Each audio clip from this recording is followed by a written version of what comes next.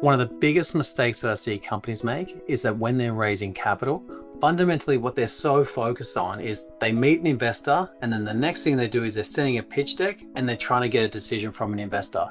If you think about the way that you buy anything, and I learned these principles from marketing, if you think about the way we buy anything, the first stage is awareness, second stage is consideration, and then the third stage is a decision. Most people go from awareness to decision. And the reason is because everyone's been trained on that by startup media, accelerators, incubators, etc. because everyone gets so focused on the pitch deck. The real secret to raising capital, especially if you're dealing with high net worth and family offices, sits in the consideration part. This is the part where people need the time or they need the contact points to like, trust, and respect what you're doing. And that then helps them in making a decision. So what we always encourage companies to build that professional process that helps create contact points. So that could be information sessions, it could be boardroom sessions, it could be social media thought pieces, it could be emails to your own investor relations list that you build.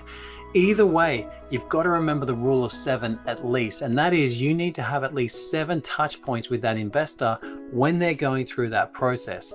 So the next time you're going through a capital raising, thinking that you're going to be seeing someone a pitch deck and the next email is you're going to be getting a decision, you are absolutely wrong.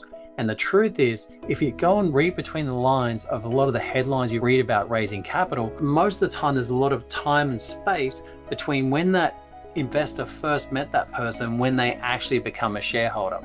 So make sure you're aware of this. Do not skip the second part of the process, and that is the consideration part. That's when you build relationships. That's when you build engagement with a potential investor. You worked hard to get their attention.